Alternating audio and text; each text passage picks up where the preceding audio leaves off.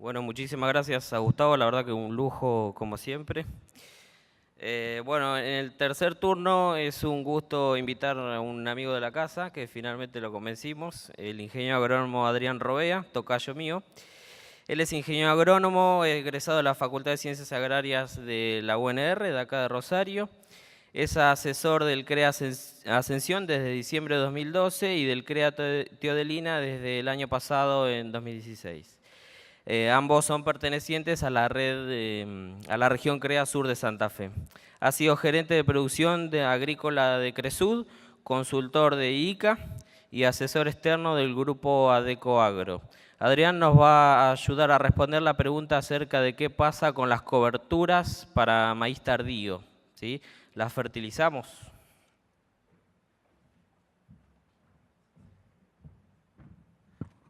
Buen día, muchas gracias a IMNI y a Fertilizar por permitirnos contar los logros que estamos haciendo dentro del CREA Ascensión. Suena un poco raro tratar cultivo de cobertura en zona núcleo. Nosotros pertenecemos estamos ahí Teodelina, Arenales, Ascensión, zona muy productiva. Y la verdad es que lo que he aprendido trabajando en la frontera agrícola, en las zonas más restrictivas, como veíamos ayer en La Pampa con los cultivos de cobertura, eso lo tratamos de traer acá a la zona núcleo. Y armamos dos líneas de trabajo, que fue cultivo de cobertura y maíz tardío. Y después les voy a contar el porqué. Entonces, la gran pregunta es, ¿por qué tenemos que hacer cultivo de cobertura estando en la zona núcleo? ¿Y dónde o en qué circunstancias debemos hacerlo? La verdad es que una de las primeras preguntas es, ¿cuánto nos cuesta rotar?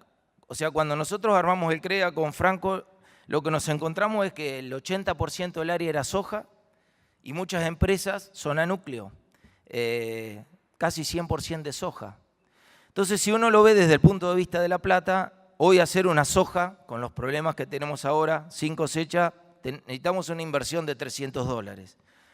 Cualquier modelo de rotación que querramos armar, 50 maíz, la clásica del 33, o un sistema más intensivo de 3 cultivos, necesitamos mucha más inversión, desde $150 hasta casi $300 más, o sea, hay que duplicar la inversión.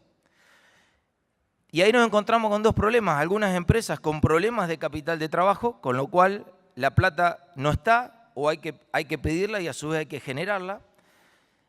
Y en otras la plata estaba, pero es una cuestión cultural o intervención de mercado, el trigo no se puede hacer, el maíz, o sea, teníamos un escenario bastante feo y a su vez ambiente alquilado, porque atrás de todo esto el 40-50% del área es alquilada y para algunas empresas el 90% es alquilado. Entonces, tratamos de diseñar un sistema o un modelo de rotación de bajar el riesgo, pero a su vez levantar la productividad, que es el que ustedes tienen a la derecha, soja, cultivo de cobertura, soja, maíz tardío. Entonces, con esto logramos romper un poco la inercia de la monocultura.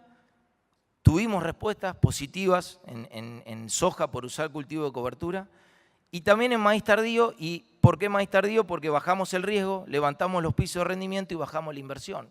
O sea, tendríamos que tratar de hacer algún cultivo que por lo menos saliéramos parecido con la soja. Entonces, es una herramienta para, por lo menos, digamos, es un puente como para llegar a la rotación del 33. Y ahí, eso es uno de los motivos. Acá está. Primer año del CREA, casi 70% de soja. Esto es hoy. Hoy estamos con un 38%, 39% de soja y tenemos un 36% de gramíneas de invierno. La cosa fue cambiando y los cultivos de cobertura los usamos como para llegar a esto. Entonces, ¿cuáles fueron nuestras líneas de trabajo? Primero hicimos cultivos de cobertura simples. Semilla de lo que tenga. No trabajamos tanto sobre especie porque si hay algo que estamos convencidos que una tecnología para que pueda ser escalable tiene que ser simple. Si yo a un productor de la zona núcleo le tengo que decir que tiene que comprar centeno, tiene que hacer el centeno, ya le complico. Entonces, si tenés trigo, hacíamos trigo. Si algunos tenían avena, hicimos avena. O sea, cualquier cultivo de invierno es mejor que nada. Entonces, agarrar lo que teníamos. Y que sea simple, para que uno pueda darle escala. Y entonces, primero era semilla sola con la fertilización de la soja, y después dijimos, bueno, ¿qué pasa si le metemos tecnología al cultivo de cobertura? ¿Qué pasa si hacemos franjas de nitrógeno? Y esto inspirado en el resultado de la red de nutrición, donde nos dice todo lo que es reciclaje de nutrientes y de cultivo, todos los nutrientes que yo le pongo a una gramínea, el cultivo que viene arriba después rinde más. Y es así. Y así es como hemos logrado levantar los rendimientos de trigo con alto nitrógeno. La calidad y la soja de segunda responden entre 300 y 400 kilos. Entonces, lo que hicimos es, ¿qué pasaba si hacíamos lo mismo en un cultivo de cobertura?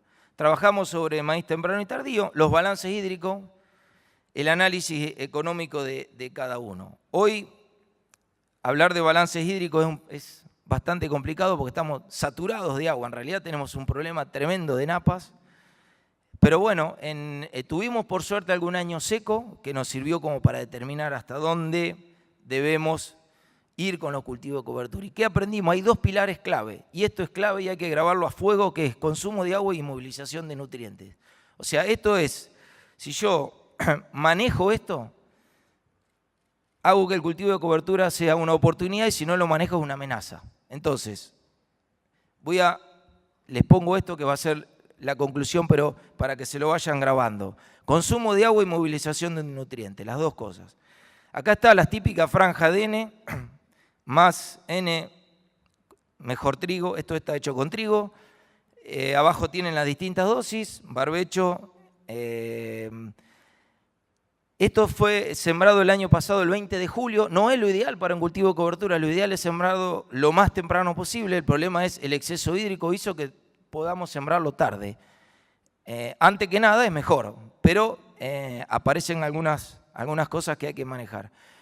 Acá, y después, lo que ahora hay es, de forma transversal, hicimos maíz tardío con distintas dosis de nitrógeno. ¿Qué es lo que queremos saber con esto? Es cuál es la mejor combinación de N para el cultivo de cobertura y cuál es la mejor combinación de N para el maíz.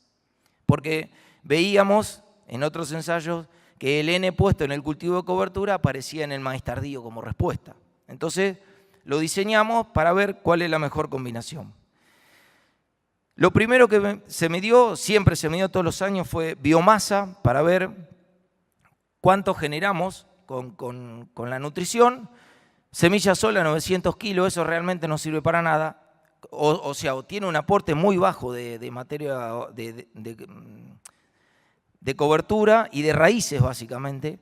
Y ahí tienen desde generar 2.300 kilos de materia seca a 5.000. Y ahí yo les marqué la de 2.300 kilos porque sobre esa franja hicimos un montón de estudios.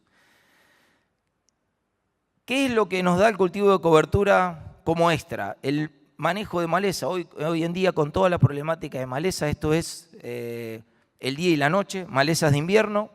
Esto es malezas de verano, esto es ensayos aprovechando los ensayos, en con y sin cultivo de cobertura armamos franjas de distintos tratamientos y lo que ustedes ven como rayas verdes son los testigos, donde no había herbicida. Esto es, de un lado, cultivo de cobertura, este es el impacto que tiene el cultivo de cobertura básicamente sobre el leucine, que es una de las malezas que se nos está haciendo resistente. Con y sin cultivo de cobertura, una depresión del 70%, o sea, el cultivo de cobertura con 2.300 kilos de materia seca nos genera un 70% menos de leucine, o sea, nos mejora el manejo de malezas. Otra de las cosas que hicimos fue la parte que lo hizo Ricardo Pozzi. Este suelo es un suelo con muchos años de agricultura, muy degradado, sin cultivo de cobertura, o sea, el lote está así, 70% de compactado, donde hubo un cultivo de cobertura con 2.300 kilos de materia seca, pasamos a 0 compactado. El cultivo duró 70 días porque se sembró fin de julio y el 10 de octubre se mató. O sea que en 2 meses y medio generamos de un perfil de casi 70% de compactación a no estar compactado. ¿Cuánto va a durar? El tiempo que duren las raíces. Si no, cuando se nos vayan las raíces vuelve al estado original. ¿Qué pasó con la infiltración? Sin cultivo de cobertura, 16 milímetros, con 2.300 kilos de materia seca, 42 milímetros, y donde tenía la franja con más nitrógeno, 60 milímetros. Y esto es el día y la noche. Si hoy los 16 milímetros es la realidad de nuestro suelo, a pludoles típicos con 16 milímetros de infiltración. Si en vez de 16 tuviéramos 40, tendríamos muchísima menos agua en las calles. Hoy tenemos las vías de desagüe en nuestra zona, son las calles. Más allá del problema de la napa, pero si tuviéramos mejor infiltración, habría mucho menos agua en los bajos. O sea, los datos no hay que explicarlos demasiado. ¿Cómo fue el consumo de agua? O sea, ¿cuántos milímetros consumimos según el nivel de nitrógeno? Entre 30 y 90 milímetros. ¿Qué nos dan en otros años? En una primavera o un invierno normal, matado entre 2 o 3 nudos, tenés entre 50 y 60 milímetros de consumo. Más lo deja, más consume. Esto es, ¿qué es lo que está pasando con la nutrición? Esto es la franja donde no hay cultivo de cobertura y el maíz es semilla sola. Vos no lo ves, buena nutrición. Cuando te vas a la franja con 2.300 kilos de materia seca, acá empieza a aparecer déficit de N, o sea, acá el cultivo de cobertura tiene solamente 10 kilos de N y el maíz no tiene nitrógeno, déficit de nitrógeno. Esto da por lo menos 10 quintales menos que el testigo. Y acá es lo mismo con 150 kilos de urea. Espero que puedan ver, apreciar las fotos, pero la verdad es que la inmovilización de nutrientes es muy grande, con lo cual, mientras más temprano lo quemo, no tengo menor inmovilización, o si no, tengo que nutrir bien los cultivos. Y acá es lo mismo en la franja de 150 kilos de urea en el cultivo de cobertura, muchísima inmovilización. Cuando le agrego nitrógeno al maíz, está muy bien. Acá están los dos contrastes, día y noche. Pilares, como para ir terminando. Consumo de agua y movilización lo manejo como aumento de quemado. Grábenselo a fuego. Ayer algo nos decían los técnicos de La Pampa. Ellos tienen otro problema, pero o bien asumo el costo, o si no, esto lo tengo que manejar. Si yo quiero consumir agua, tengo que dejarlo más tiempo. Si yo lo dejo más tiempo, moviliza nutrientes. Al cultivo que viene lo tengo que nutrir mejor. Cultivo de cobertura como una oportunidad, o sea, estas pequeñas grandes cosas que hacen que el cultivo sea viable. Definir objetivo, ¿qué quiero hacer? Mejor el suelo, quiero consumir agua, bueno, saber que según para lo que yo lo quiera hacer, tengo que manejarlo de una u otra manera. El momento de quemado, hacemos hincapié porque eso es clave. ¿Qué priorizo? Agua, o si priorizo agua tengo que mejorar la nutrición del que viene. Verlo de manera integrada, es una tecnología de proceso. Hoy esto nos simplifica la problemática de maleza, nos simplificaría mucho el problema de lotes encharcados, con lo cual creo que es una tecnología viable y que se puede hacer. Saber interpretar el valor del costo. Si empezamos por el costo no hacemos nada. O sea, el costo hay que mirarlo, pero hay que verlo de manera integrada.